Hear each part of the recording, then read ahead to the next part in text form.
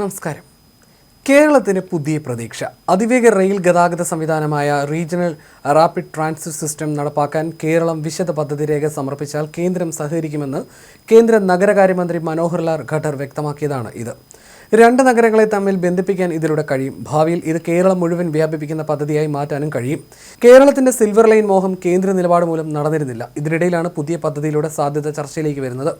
ലോകത്തെ ഏറ്റവും മികച്ചതും സുരക്ഷിതവുമായ ഏതു പ്രാദേശിക മൊബിലിറ്റി സംവിധാനവുമായും താരതമ്യപ്പെടുത്താവുന്നതാണ് ഇന്ത്യയുടെ പുതിയ RRTS. പ്രധാനമന്ത്രി ഗതിശക്തി ദേശീയ മാസ്റ്റർ പ്ലാനിന് അനുസൃതമായി റെയിൽവേ സ്റ്റേഷനുകൾ, മെട്രോ സ്റ്റേഷനുകൾ, ബസ് സർവീസുകൾ തുടങ്ങിയവയുമായി RRTS റെയിൽ ശൃംഖലയെ ബന്ധപ്പെടുത്തിയിട്ടുണ്ട്. അതിലൂടെ ഈ മേഖലയിലെ സാമ്പത്തിക പ്രവർത്തനം ഉത്തേജിപ്പിക്കപ്പെടും.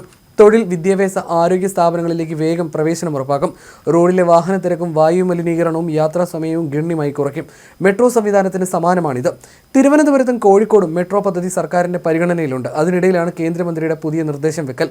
ലോകത്തെ ഏറ്റവും നീളം കൂടിയ ലീനിയർ സിറ്റിയായി കേരളം മാറുമെന്നാണ് കേന്ദ്രത്തിന്റെ വിലയിരുത്തൽ. അങ്ങനെയെങ്കിൽ കേരളത്തിലുടനീളം സഞ്ചരിക്കാൻ കഴിയുന്ന റീജിയണൽ റാപ്പിഡ് ട്രാൻസിറ്റ് സിസ്റ്റം കേന്ദ്രം അനുവദിക്കുമോ എന്നതാണ് ഉയരുന്ന ചോദ്യം. അത് സംഭവിച്ചാൽ ഫലത്തിൽ അത് സിൽവർ ലൈനായി മാറുകയും ചെയ്യും.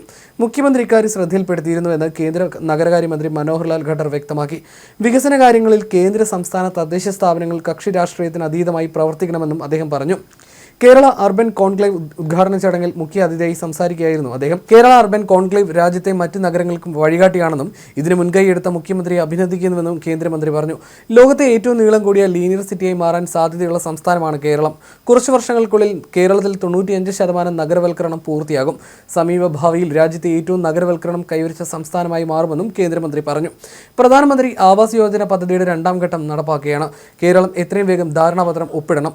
നഗരവികസനം ഭരണഘടനാപരമായ ഉത്തരവാദിത്തം കൂടിയാണ്. കേന്ദ്ര, സംസ്ഥാന സർക്കാരുകൾ അതിന് പൂർണ്ണമായ സംഭാവന ചെയ്യണം. നഗരങ്ങളുടെ വികസനത്തിനായി 1 ലക്ഷം കോടിയുടെ അർബൻ ചലഞ്ച് ഫണ്ട് രൂപീകരിച്ചിട്ടുണ്ട്. ഇത് നഗരങ്ങളെ സാമ്പത്തിക കേന്ദ്രമാക്കാൻ സഹായിക്കും. രാജ്യത്തെ 5 നഗരങ്ങളിൽ കൂടി മെട്രോ ആരംഭിക്കും. മെട്രോ ദൂരദൈർഘ്യത്തിൽ ഇന്ത്യ ലോകത്ത് 3ാം സ്ഥാനത്താണ്. 2ാം സ്ഥാനത്തുള്ള US-നെ 3 വർഷത്തിനുള്ളിൽ മറികടക്കും. കൊച്ചി മെട്രോയും ജലമെട്രോയും മികച്ച പ്രവർത്തനമാണ് നടത്തുന്നത്. വിവിധ സംസ്ഥാനങ്ങൾക്കായി 10,000 ബസ്സുകൾ ഓർഡർ ചെയ്തിട്ടുണ്ടെന്നും മന്ത്രി പറഞ്ഞു.